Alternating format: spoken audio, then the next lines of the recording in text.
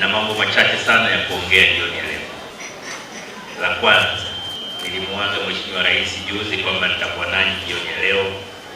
Rais wetu Daktari Samia Suluhu Hassan ameniambia niwape salamu nyingi sana za upendo. Mmezipokea? Mmezipokea? Mmezipokea? Nawashukuru sana. La pili, nawashukuru mno kwa kukubali mwaliko wangu wa kuja kushiriki futari ya leo. Asanteni sana sana sana. La tatu, nawaomba tutumie mwezi huu mtukufu na mwezi wa Kwaresma kuendelea kumwomba Mwenyezi Mungu aendeleze umoja wa nchi yetu, aendelee kutulinda na maadui wakubwa kwa ubaguzi wa kidini, kikabila, kikanda, kirangi.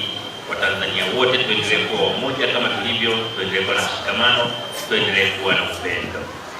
Aidha, nikushukuru wewe kwa mapenzi yako makubwa ulionayo kwetu. Nakumbuka mara ya mwisho ulipokuja kwenye sherehe ya Majimaji uliniambia kwamba umepanga kuja kufurisha ndani ya mkoa huu. Kwa kweli mara zote nimekuwa nikijifunza kwako kwamba unapotamka jambo lazima litekeleze, na hii ni ishara ya viongozi wanaoahidi na kufanya mambo.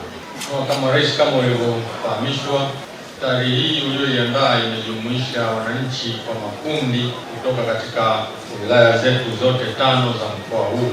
Kuweza kuwachukua wananchi wote kwa sababu ya umbali, lakini na majukumu mengine, basi tukawaleta kwa uwakilishi wao kama ambavyo tumetoka kusikia wametambulishwa.